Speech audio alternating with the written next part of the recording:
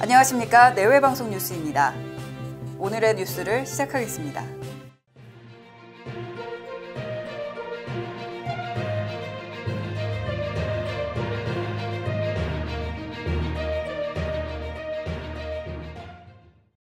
고위공직자 범죄수사처 처장 추천위원회가 오늘 최종 후보자 선정을 시도합니다. 추천위는 이날 오후 2시 국회에서 6번째 회의를 열고 후보자 추천 안건을 의결할 방침인데요. 더불어민주당은 이번 회의에서 연초 공수처 출범을 목표로 추천을 마무리하겠다는 입장입니다. 추천위원 7명 중 5명만 동의해도 후보를 추천할 수 있기 때문에 야당 추천이 2명이 반대해도 의결로 추천을 마무리하겠다는 것입니다.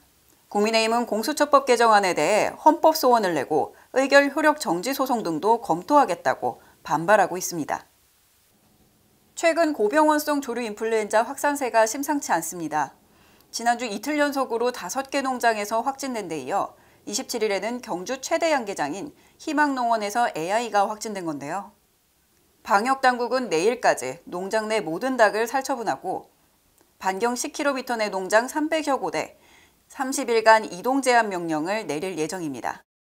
지금까지 지난달 첫 AI 확진 후 전국 28개 농장에서 감염이 확인됐고 살처분된 닭과 오리 수만 900만 마리.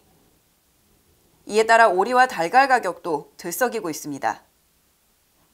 산지 오리 가격은 전달보다 45.3% 급등했고 특란 10개 소비자 가격은 6% 넘게 올랐습니다. 확산이 장기화되면서 가격 상승폭은 더 커질 전망입니다.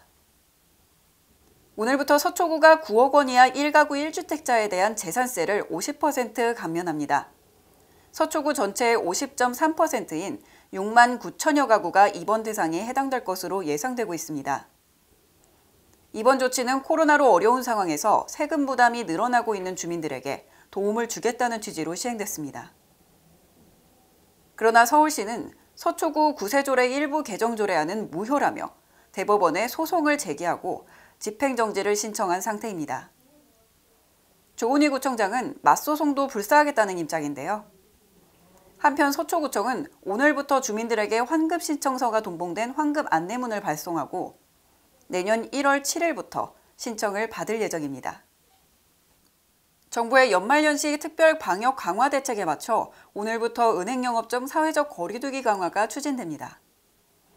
앞으로 은행은 영업점 공간 내 고객을 10명 이내로 제한하고 한 칸 띄워 앉기, 직원과 3단 고객 간 거리 2m 지키기 등의 지침을 적용하게 되는데요.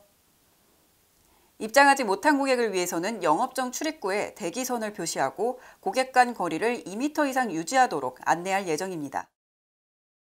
이번 조치는 코로나 확산세와 연말연시 금융수요 증가 가능성을 고려한 방역 강화 차원에서 추진되는 만큼 기본 원칙은 유지하되 개별 은행에서 지점별 상황에 맞게 탄력적으로 시행할 예정입니다.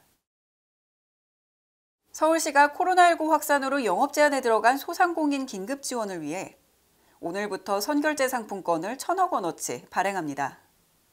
상품권은 체크페이 등 15개 결제앱에서 구매할 수 있고 사회적 거리 두기로 영업이 제한된 서울 시내업소 가운데 선결제에 참여하는 곳에서 사용할 수 있습니다. 선결제 상품권은 10만 원권이 10% 할인된 9만 원에 판매되는데요. 선결제 참여업소에서 10만 원 이상을 결제하면 10% 추가 혜택도 받을 수 있습니다.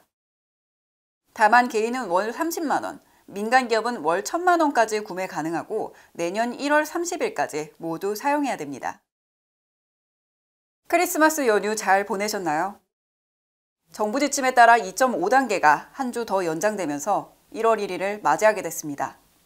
얼마 남지 않은 기간 동안 거리 두기에 잘 동참하면서 새해에는 반가운 얼굴을 맞이했으면 좋겠습니다. 뉴스 마치겠습니다. 지금까지 시청해주셔서 고맙습니다.